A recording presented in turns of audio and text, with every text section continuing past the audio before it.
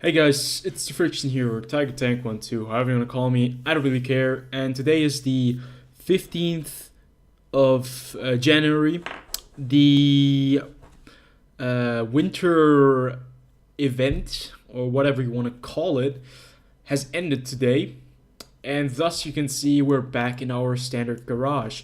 And I thought it was the perfect timing to recap the month of December of 2017, the last month of that year, and at the same time maybe give a little bit of my own opinion about this event, this year's or last year's event of New Year and Christmas, what I thought of it and how they could improve it in the next year. Now, I think I already made a video about a recap on 2017. This might be just a little bit of an addition to that. As always, I will link the websites that I will use for my information for down below.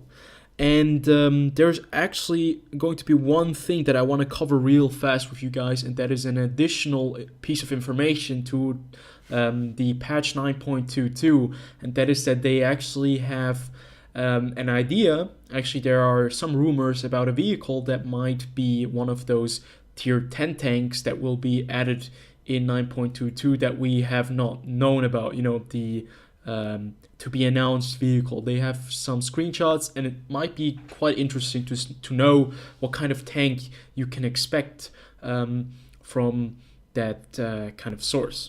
So without further ado, let's jump in right into the World of Tanks website and take a little look at that vehicle. So before we jump on over to the World of Tanks website, let's take a look at the possible tier 10 tank for the successor of the T10, and what is supposed to be rumored by the website the Daily Bounce, the Armor Patrol.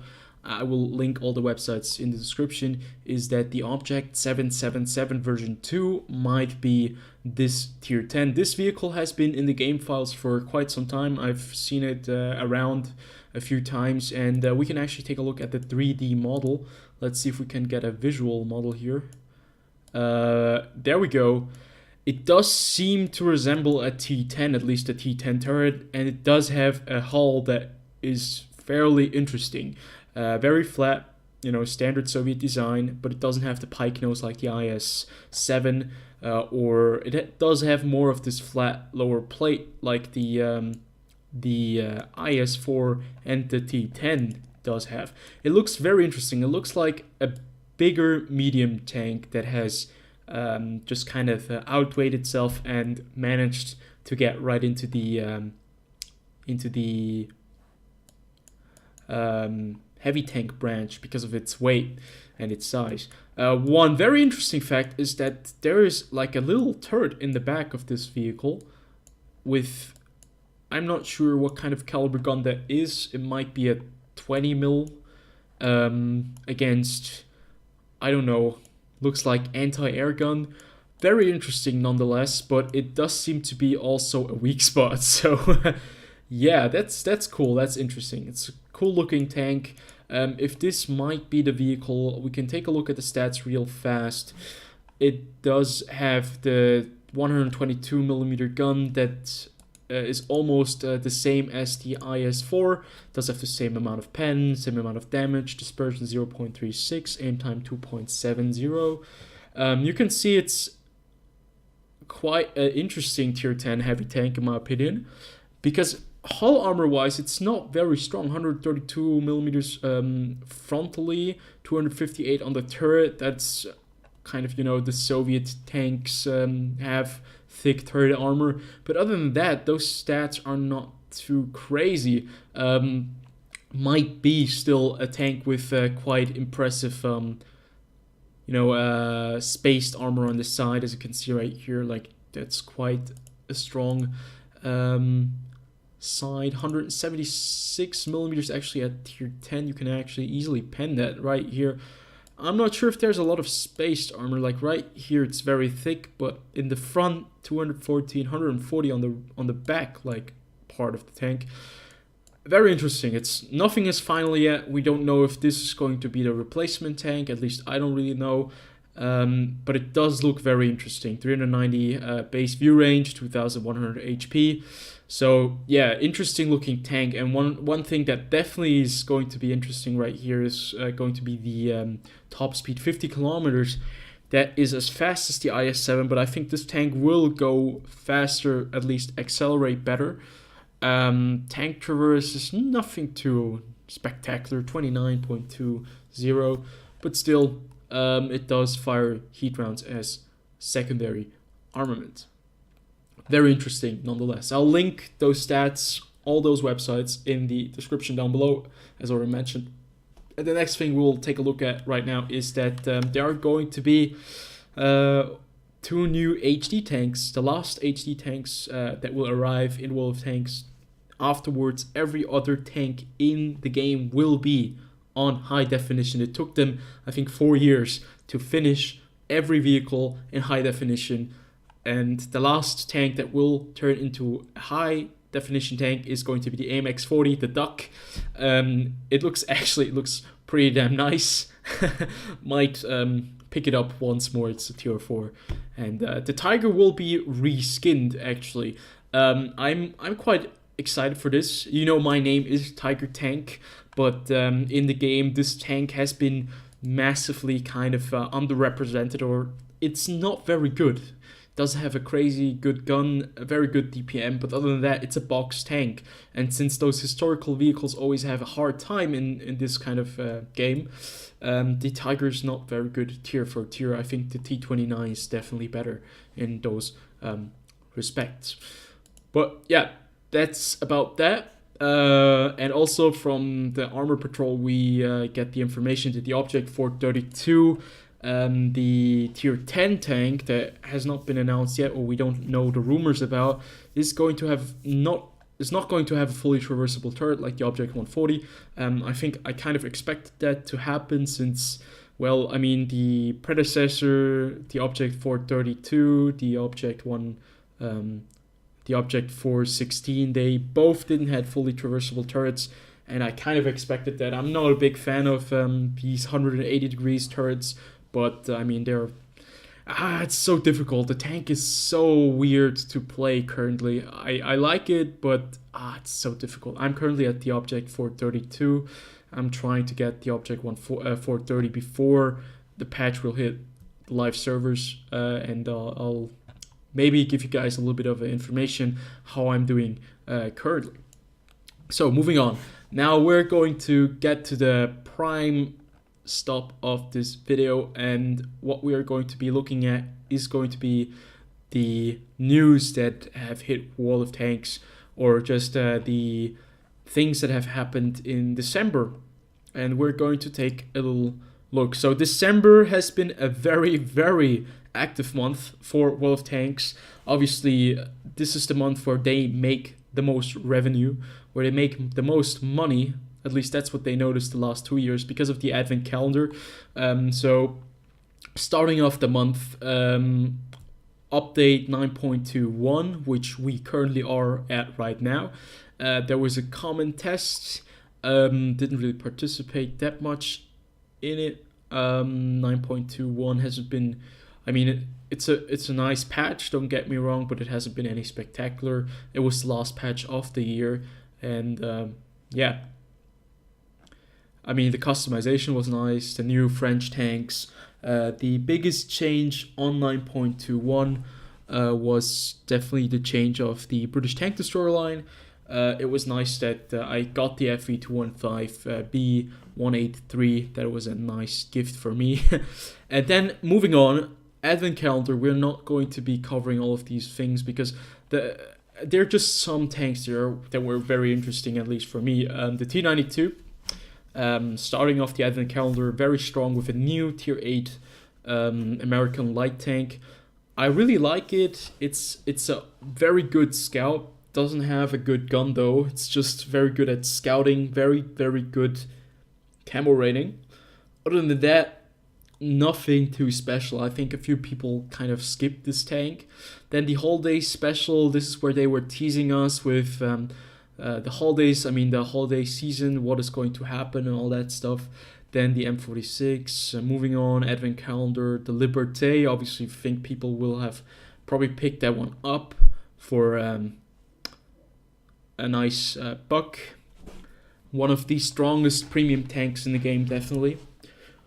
Then the ornament contest. Last year around we had the ornaments already, but this year, at least, I mean 2017, these ornaments, they it reached an all new level, but we'll get to that eventually in this video. Don't worry, I'm not gonna make it too long. Advent Calendar Day 6, E25. They told us they'll never sell the E25 again. That's what they said when they sold this tank, I think in 2000, up until 2014, and then they kind of resold it every other year. So yeah, we can't believe Wargaming, at least we can't believe their words about the E25. Then the new map, Klondike Grand Battle. It's a nice map. Still, I'm waiting for the HD maps. That's probably going to change the game a whole lot. You guys know I've covered that in a few other videos. I'm very excited about that. Advent Calendar Day 8, Tiger 131. I missed this tank. I didn't get it. It's a nice little Tiger tier 6. Since I already had the Japanese Tiger, I didn't think I should pick it up.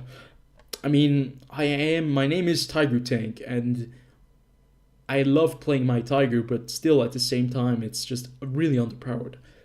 Yeah, the Lorraine 40T, obviously a tank that a lot of people have picked up, but were very disappointed with, because it's a tank that if you don't know how to play this vehicle, you're gonna have a bad time. You're not gonna be making these crazy ass amounts of credits that people who are really good at this game show off. You'll just be like very mediocre, or even like worse in this tank, because it's either you're good or you're gonna have a really bad time.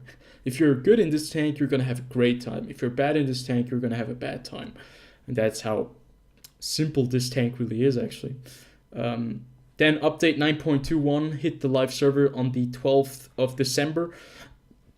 Yeah, big update, last update of the year. I think a little bit underwhelming, because last update of the year usually ends up being one of the biggest updates, one of the most important updates as well.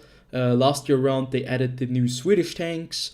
That's where people really got excited about, you know, a complete new branch of tanks that you can play, and a complete new gameplay style with the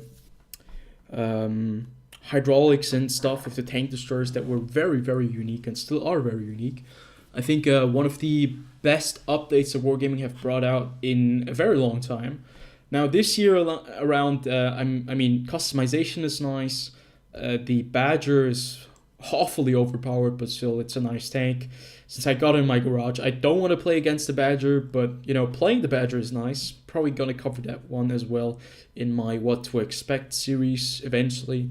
Then moving on, WGLS Final Battle in Moscow. Don't really follow the Wargaming League that much. Not really interested in World of Tanks esports.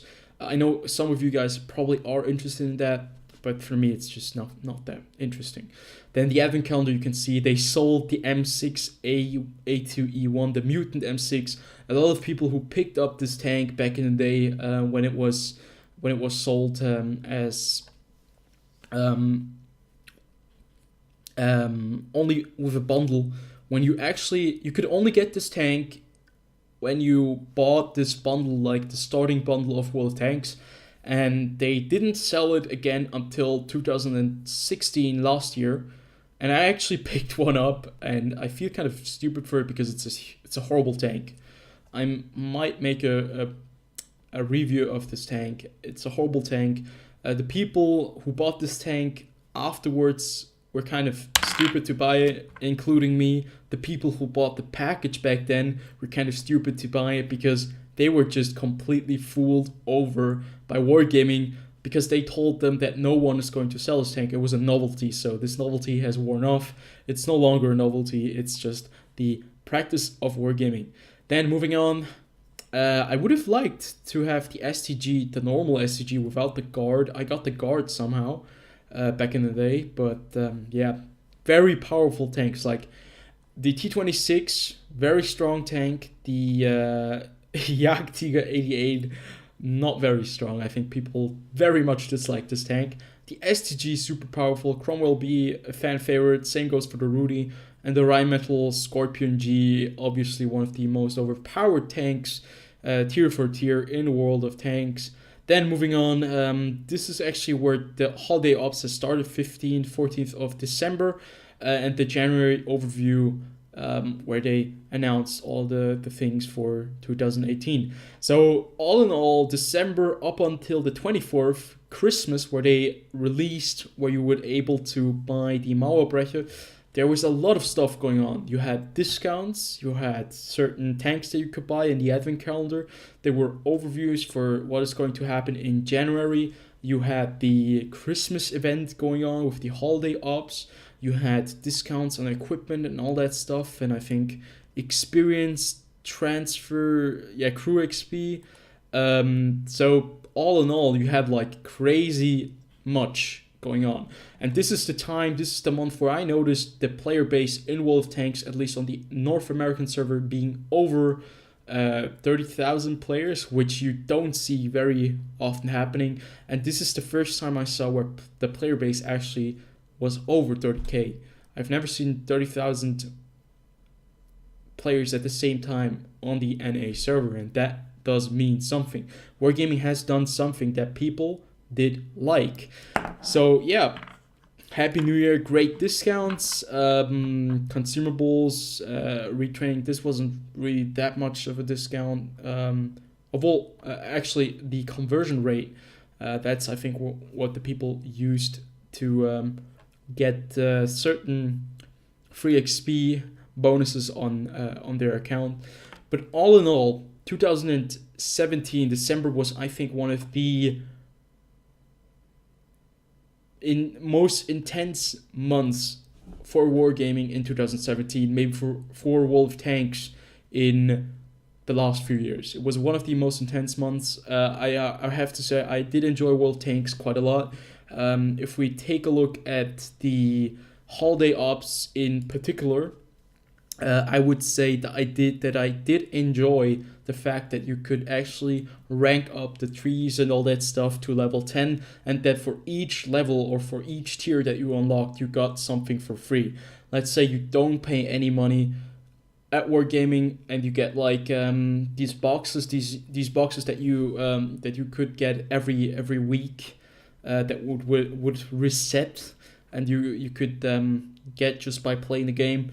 I know these boxes were like total garbage, at least the ones you didn't pay anything for. They had like, I don't know, one consumable in them or like 3,000 credits. It would have been nice if they would have added like more or better stuff into these boxes, but other than that, like, they were completely garbage. But at the same time, it was nice that you could get like these certain tiers in the game for, you know, leveling up your tree. So at the same time, you got like free stuff, female crew members that you could actually put on your tanks, and you could decide on which vehicles, not just Swedish female crew members. And that was really cool. I think that is a thing that should definitely happen more often, like such events where you can just play the game and you can unlock certain things, give the people something for free. You know, they've been playing your game, they've been supporting you for a very long time. Give them something for free, and that's exactly what they did with the female crew members, and what they did with the credit discounts that you could choose on one vehicle for one tier. I think that was very cool as well. And the premium equipment that you got there, that was cool as well. But other than that, like, let's talk about gambling. Let's talk about these cases. People were heads over the heels for those boxes. I have to be honest, I did open 120 boxes, I think. That was quite a lot of money that I spent, but I thought I don't really treat myself to other things that often. I play World of Tanks, it's my main game. I do enjoy this game very, very much. And I did end up with a Type 59. I did end up with much more gold than I anticipated to end up with. But at the same time, it is kind of very difficult to say that it was worth it, because it's gambling in that aspect. And I know a lot of people didn't get as lucky as I did, and they were quite frustrated with that. Now, the camouflage situation where you could get all the 4 camouflages in the game, I think it was almost impossible to get one of the camouflages for the tanks without spending any money on the game. I've heard some people manage to get like 2 camouflages without paying, and just playing the game like non-stop. But at the same time, I think they should add those in for free, the camouflages, because they're just camos. And we can actually take a look at those camos real fast. I did unlock all 4 of them. Like as I mentioned, I did spend a lot of money, and the way that even when you spent like money, that you didn't really get the opportunity to get all the camouflages, kind of sucks, because you sometimes couldn't even end up with the camouflage because of the randomness of these boxes, and it was basically gambling. Now, right now, I'm just looking for the camouflage, and I have no idea where the camo is. It should be right here. This is the Soviet camo. It's very, very nice looking. I think this is my favorite camo that they introduced into the game up until now, and that was the camo that I wanted to have the most. Very, very nice looking.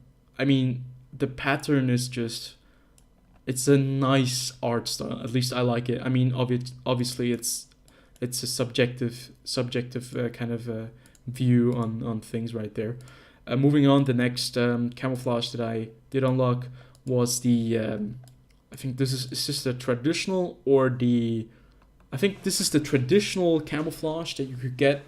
I'm not sure, but no, Modern Christmas for I think the Americans, the British, and another nation. Also very nice. Then moving on, we have the traditional camo, I think. Yes, exactly, the traditional camo. And this one, I don't know. It's interesting to look at. It's nice that you can keep these camos, but I think like for those camos, they should have just given them out for free, like you could unlock the trees with. Moving on, the last camouflage that I did actually unlock was the Chinese New Year camouflage, and this one I think it's my least favorite, but still, it's nice. And then we have my Type 59 over here. Actually not as great as it used to be, since there are much more powerful tier 8 premium tanks out in the game by this time. So, moving on. Well, how would I rate this holiday up this year around? I think it was a very good idea. I think it was nice that Wargaming did do something like this, and the people, I think, did enjoy it, generally speaking. It was nice that we had some customization. The atmosphere level was nice, but I would say the rewards were something very nice as well. But what is missing here is that I think you should get more stuff for free, and maybe Wargaming next year around, if they manage to make something like this, cut back on the gambling aspect and try to be a little bit more consumer friendly. I know you're a business, I know you're trying to make money, but at the same time, like, it was kind of mad at like some people. I know there are people who cannot control themselves and who will put in so much cash into the money, and this is where Wargaming are making like the most money out of the entire year. But I think it was a nice event still, with even all that money spent. But I would really appreciate if they would maybe put some new stuff into it, some more stuff that you can unlock by playing the game. That would be nice. Like next year around, maybe change this whole thing up, that these decorations, maybe you can add something new, like not decorations, I don't know, bake cookies or something like that. Like still playing the game and you can level up. That's always nice. Give a little pay aspect where you can actually pay something and get that stuff. I'm not sure. Yeah, I don't really know. But yeah, I'd say December has been a very, very interesting month. one month where I was really hooked for playing World of Tanks. This was the month that really got me back into the game, like all along, where I really wanted to make videos as well, just to give you guys some coverage about what is happening. And I think if Wargaming continues to, push out content and get new ideas and push the boundaries of this game in the next coming months, I think this game will be at a very good place 7 years after its release in 2011. So yeah, I know this might kind of be out of place, but I had to edit this into the video because these are right here the results for the holiday ops. 1 month of World of Tanks, 15th of December up until 15th of January. All the servers in World of Tanks. Now we're going to get the statistics, results of what we did achieve during this holiday ops season. And what we can see very first is that we have managed to collect 3 billion, not million, 3 billion decorations. That's pretty damn crazy. 12 million female crew members have been recruited. 400,000 tier A premium vehicles found a new home. If you look at this, 400,000 to the 3 billion decorations that were collected, just doesn't seem like a huge number, but still 400,000 tier 8 vehicles, that's quite a lot of money that Wargaming made there. 55 million holiday missions completed. Yeah, that's impressive. Decorations crafted in the large Holidron Deco Rider, 148 millions. Yeah, looks like people were very busy this time around. And you can see players reached Festive Atmosphere level 10, 2 million players. And that is not bad at all, not bad at all. But what clearly is the problem right here is Soviet, like the styles that were awarded, that only 160,000 Soviet New Year styles were rewarded, only 128,000 modern Christmas styles, only 135,000 traditional Christmas styles, and 125,000 Chinese New Year styles. And I think this is important because it shows you like 125,000. I know it's a lot, but still, I think this is something that Wargaming should have given out for free. You shouldn't have to work for these styles. I mean, 160,000 on the Soviet New Year is much more. Okay, not that much more, but it's more than the Chinese New Year. I think mainly has to do with that people like to play the Soviet tanks and that this is the coolest skin of them all. So yeah, that is pretty impressive, as you can see by looking at the results. It has been a full success for Wargaming. They have made so much money with this event. I'm not even sure. I would love to see the numbers on how much money they made. It must probably be somewhere around this, like $3 billion. No, I'm just kidding, but they must have made some millions there with this event 1 month. Not too bad, not too bad. Just imagine, in April 2018, I would have played this game for 7 years. And that is a very, very long time. But still, I don't regret any minute of it. It has been a pleasure most of the time, sometimes pain, rage, hatred. But I think what people still love about this game is that there's a dedication, there are tanks, there is new content, and you cannot you cannot say Wargaming is not doing anything. They are doing a lot. They're like advancing in certain areas. The next 2 months will be very interesting with the new patches. 9.22 is going to be a very interesting patch, as I already mentioned that one. But we'll see how World of Tanks is going to end up in 2018. Let's hope that we're gonna get an even better year and that Wargaming will move a little bit backwards on the paywall and maybe get more stuff out for free. That would be nice. And look at this tank, the Object 430U. It's such a beautiful vehicle. So yeah, that is the video of today. I hope you guys did enjoy. If you did, as always, like, comment, subscribe, and I would love to hear you guys' opinion on the holiday ops. What did you think? Did you think the holiday ops were just kind of a ripoff? Were they nice? Did you manage to get all the camouflages? Did you get tier or level 10? And yeah, I see you guys in the next video.